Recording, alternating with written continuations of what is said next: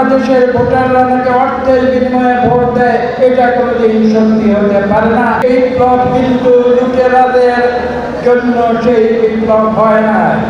আওয়ামী লীগ যে একটি অত্যাচারী শাসকের দল, তাদের যে পথ, তাদের যে মত, তাদের যে কার্যপদ্ধতি, সেই কার্যপদ্ধতি কোনো অবস্থাতে বিএনপি অনুসরণ করতে পারে না।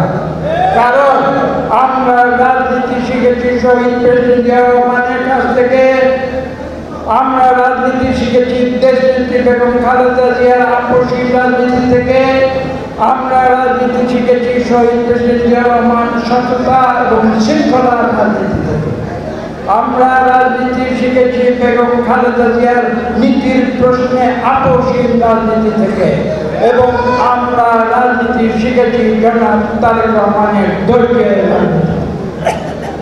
কাজে এই তিন আদর্শ থেকে আমরা যেন কোনো অবস্থাতে বিচ্যুত না হয়। আবিষের যে বিপ্লব, সেই বিপ্লব কিন্তু লুটেরাদের জন্য সেই বিপ্লব হয় না। সেই বিপ্লবের ফলশ্রুতিতে বাংলাদেশে পুনরায় একটি লুটেরা শ্রেণী, তারা এই দেশকে আবার দখল করে এই দেশকে লুটে পুটে খাবে, সেটা হতে পারে না। কাজে যারা ছাত্ররা যারা জীবন দিয়েছিল, সেই জীবনের প্রতি, তাদের রক্তের প্রতি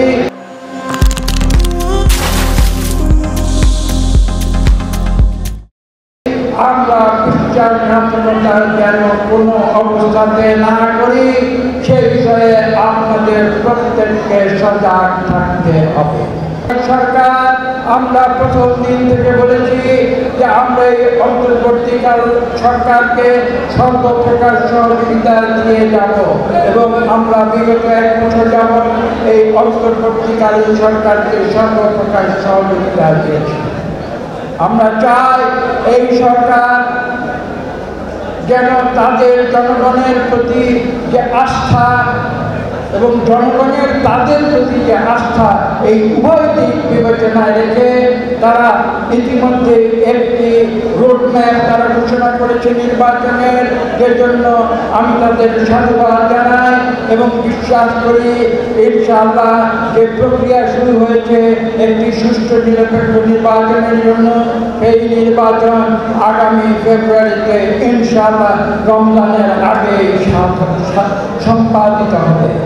এবং আপনারা যারা ভোটার, আপনাদের ভোটের অধিকার আপনারা ফিরে পেয়েছেন, আপনাদের গণতান্ত্রিক অধিকার আপনারা আজকে ফিরে পেয়েছেন ছাত্র জনতার আত্মত্যাগের মাধ্যমে। আপনারা কিন্তু সেই অধিকার সঠিকভাবে ব্যবহার করবেন, প্রতি জবাবদিহিতা রয়েছে। এটা কেন বলছি?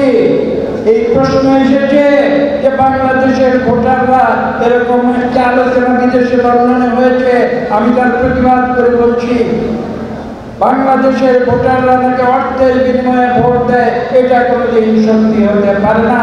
আপনারা প্রমাণ করবেন, এবং যে কারণে বলছি